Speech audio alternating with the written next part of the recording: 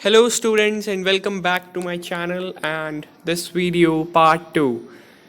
We were on the Mughal Empire, Mughal Emperors chapter 4 on history class 7.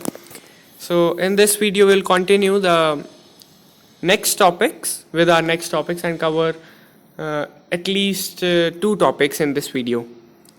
So अगर आपको मेरा पिछले video आपने नहीं देखा है मेरा पार्ट 1 तो आप पहले यहाँ पर मैं आपको आई बटन में जाकर दे रहा हूँ, उसे आप पहले देख लीजिए और उसे पहले समझिए, फिर इस वीडियो को दोबारा देखिए, आपको अच्छे से चैप्टर को समझने में मदद मिलेगी। और आगे भी मेरी वीडियोस ऐसी आती रहेंगी, उनके मैं लिंक्स आपको प्रोवाइड करता रहूँगा। और आप मेरे चैनल को सब्सक्राइब कीजिए, उसमें नोटिफिकेशन बटन दबाइए, आपको सारी वीडियोस की नोटिफिकेशन ऑटोमेटिकली मिलती रहेगी, आप मेरी वीडियोस को मिस ना करें। चलिए आज का वीडियो स्टार्ट करते हैं। Mughal military campaigns. अब मुग़ल मिलिट्री के कैंपेन्स हैं, हमने देखा कि मुग़ल्स कौन थे, इंट्रोडक्शन भी देख ली, मुग़ल्स के बारे में बहुत बड़ा बड़ी टेरिटरी है, तो इसलिए मुग़ल मिलिट्री कैंपेन्स को देखेंगे आज हम इस वीडियो में। तो Babar the first Mughal emperor succeeded to the throne of Fergana in 1494 when he was only 12 years old. तो बाबर जो फर्स्ट मुग़ल एम्परर थे, यहाँ से बाबर से हमारी स्टोरी शुरू हो रही है, और उन्होंने फरघाना जो रूलर था उसको सक्सीड किया था, उसके आगे की ये पीढ़ी थी बाबर, जो सिर्फ 12 साल का था। जब बाबर सिर्फ 12 साल का था उसने अपने राजपाट को संभालना शुरू कर दिया था। He was forced to leave his ancestral throne due to the invasion of another Mongol group, the Uzbeks. अभी हमने उज़्बेक्स का नाम सुना और लेकिन अब उसके बारे में थोड़ा सा पढ़ रहे हैं कि जब वो 12 साल का था उसने अपना राजपाट संभालना शुरू किया, लेकिन उसे अपनी इस राजा बनने को छोड़ना पड़ा, मतलब अपने राजपाट को त्यागना पड़ा एक इन्वेजन की वजह से। इन्वेजन मतलब एक कह लीजिए कि मतलब कोई अंदर घुस जाता है ना, उसको कॉन्कर कर लेता है एक चीज़ को, उसे इन्वेड कर लिया, उसके अंदर घुस गया। क्योंकि वो कौन था? मंगोल ग्रुप था, मतलब एक मुग़ल ग्रुप था एक और, उज़्बेक्स। उनकी वजह से बाबर को अपना राजपाट छोड़ना पड़ा, अपने रूलरशिप छोड़नी पड़ी। After years of wandering he seized Kabul in 1504। बहुत दर भटकते हुए उसने फिर काबुल को सीज कर लिया, कॉन्कर कर लिया, उस पर कब्जा कर लिया 1504 में। तो इन 1526 ही defeated the sultan of Delhi. वो उसने दिल्ली के सुल्तान को, इब्राहिम लोदी को डिफीट कर दिया, जिसके बारे में हमने 3rd चैप्टर में पढ़ा था।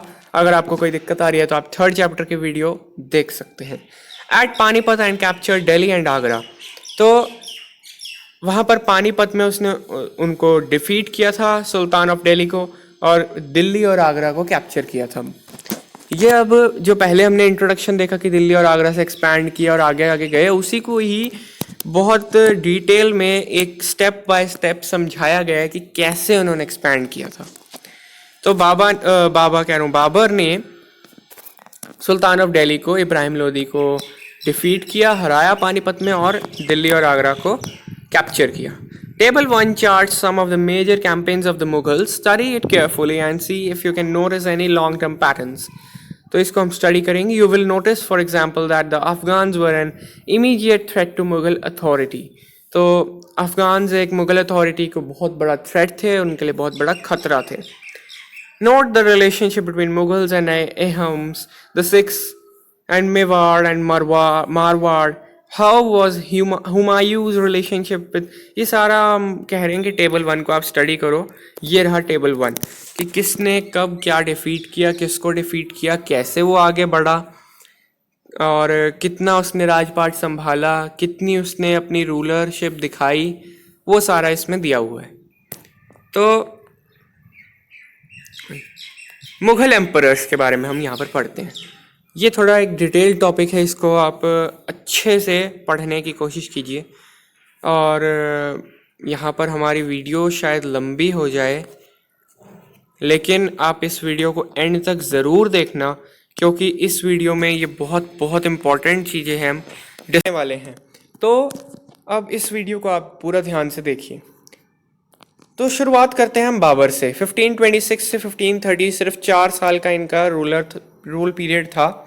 1526 में इन्होंने इब्राहिम लोदी को डिफीट किया, अपने अफ़गान सपोर्टर्स को उसके जो अफ़गान के सपोर्टर्स थे पानीपत में।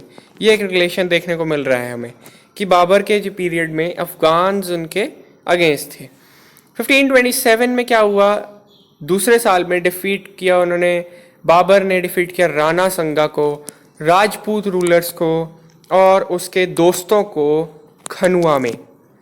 पहले पानीपत में लड़ाई हुई, फिर खनुआ में लड़ाई हुई 1527 में। फिर 1528 में एक लड़ाई हुई, राजपूत्स को उन्होंने डिफीट कर दिया बाबर ने चंदेड़ी में। Established control over Agra and Delhi before hers death, और दिल्ली और आगरा तक अपना रूल एक्सपैंड कर दिया अपने मौत से पहले। सिर्फ 4 साल में या 3 साल में 3 लड़ाइयों में राजपूत्स को हराया, इब्राहिम लोदी को हराया, अफ़गान सपोर्टर्स को, राणा संगा को, राजपूत्स को और उनके अलाइज को। तो इन 3 लड़ाइयों में दिल्ली और आगरा तक हमारा रूल पहुंच गया। हमारा नहीं मतलब मुगल्स का। अब हम आगे चलते हैं अपनी स्टोरी को लेकर के और हुमायूं पे पहुंचते हैं, जो 1526 से 30 तक था बाबर, फिर 1530 से 40 तक और 1555 से 56 तक रहा हुमायूं। अब हुमायूं ने अपने इनहेरिटेंस को अपने पिताजी की इच्छा से बांट दिया और उसके भाइयों ने उसको हर एक भाई को एक एक प्रोविंस दिया गया, एक एक स्टेट कह लीजिए, एक एक जगह दी गई। जो मिर्ज़ा कमरान था हुमायूं का भाई, उसने हुमायूं के कॉज को बहुत ही वीकन कर दिया था अफ़गान के मुकाबले में। अब वो कैसे किया था वो आप देखते हैं। शेर खान जो था उसने हुमायूं को चौसा में हराया और कन्नौज में भी हराया और उसको ईरान भागने के लिए फोर्स कर दिया। दोबारा एक बार देख लेते हैं क्या हुआ हुमायूं में, क्योंकि ये थोड़ा टिपिकल है। हुमायूं ने अपने पिताजी की इच्छा से अपनी जागीर को, अपने जो उनकी प्रॉपर्टी को बांटा और हर एक भाई को एक एक प्रोविंस मिला। लेकिन उनका जो एक भाई था मिर्ज़ा कमरान, उसने उनको वीकन कर दिया। कैसे कर दिया? क्योंकि अफ़गान कॉम्पिटिटर्स के आगे वीकन कर दिया। शेर खान ने हुमायूं को डिफ़ीट कर दिया चौसा में और कन्नौज में, और उसको ईरान भागने के लिए बहुत ज़्यादा फोर्स करना पड़ा अपने आप को। सेकंड पॉइंट यहाँ पर देखते हैं कि ईरान में हुमायूं ने सफ़ाविद शाह ने हुमायूं की हेल्प की ईरान में। फिर उसने दिल्ली को रिकैप्चर कर लिया 1555 में, लेकिन अगले साल ही मर गया एक एक्सीडेंट में बिल्डिंग में। अब ये एक्सीडेंट था या उसको मरवाया गया ये किसी को पता नहीं, या लेकिन हम तो एक्सीडेंट ही बोलेंगे क्योंकि एनसीईआरटी की बुक में एक्सीडेंट है। सिर्फ इतनी सी स्टोरी थी हुमायूं की। हमने 2 चीज़ें देखी अभी तक, बाबर और हुमायूं। ये बहुत इंपॉर्टेंट टॉपिक चल रहा है, तो इसे आप ध्यान से सुनिए और इसको मैं तो कहता हूँ कि लिख कर एक बार याद कर लीजिए, क्योंकि ये पेपर में आ ही जाता है। अब अकबर बहुत इंपॉर्टेंट है हमारा टॉपिक। जब अकबर सिर्फ 13 साल का था जब वो एक एम्परर बना। उसका जो रेन था, REIGN, रेन मतलब रूल पीरियड, जिस टाइम में उसने रूल किया उसको 3 पार्ट्स में हम डिवाइड कर सकते हैं।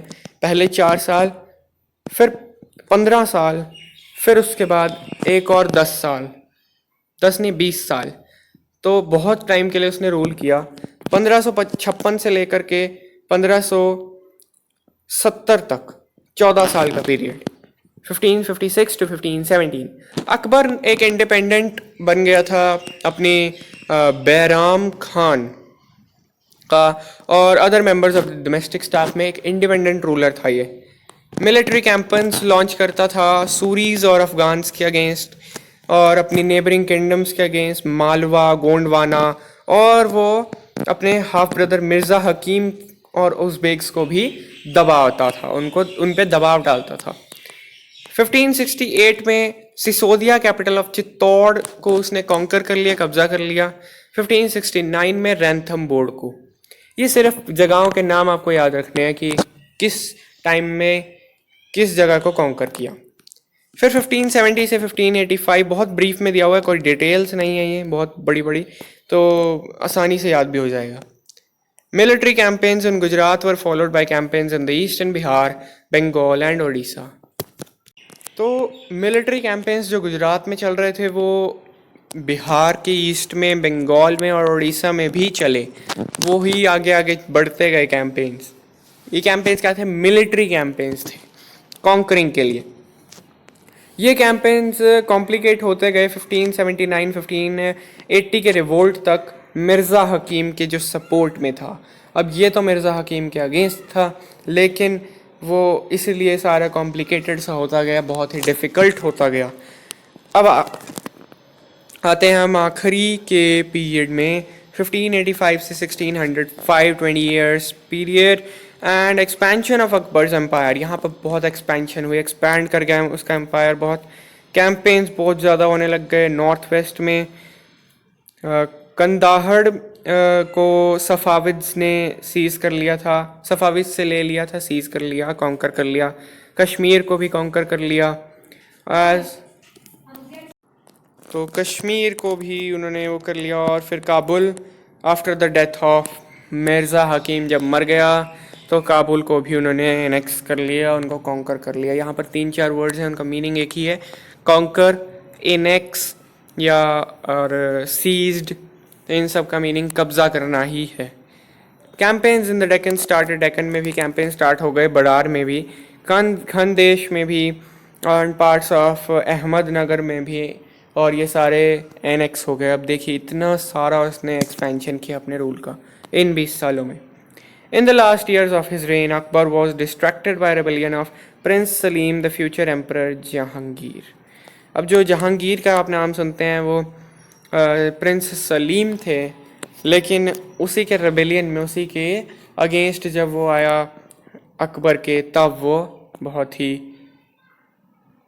एक डिफ्लेक्ट हो गया था, डिस्ट्रैक्ट हो गया था, इसलिए वो उसकी जब डेथ हुई, जब वो अपने आखिरी वक्त में था। तो ये अकबर का था। अब वही जो प्रिंस सलीम थे उन्हीं के बारे में हम जहांगीर के नाम से आगे जानते हैं उनको। तो अब 3 ही रह गए हैं, मेरे ख्याल से वीडियो बहुत लंबा हो जाएगा।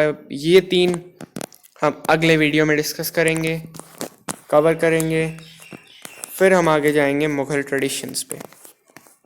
अगर आपको ये मेरा वीडियो पसंद आया हो तो प्लीज़ लाइक बटन दबा दीजिएगा, it really motivates me and it just motivates me to release my other videos. Till then, goodbye, thank you, and don't forget to subscribe my channel.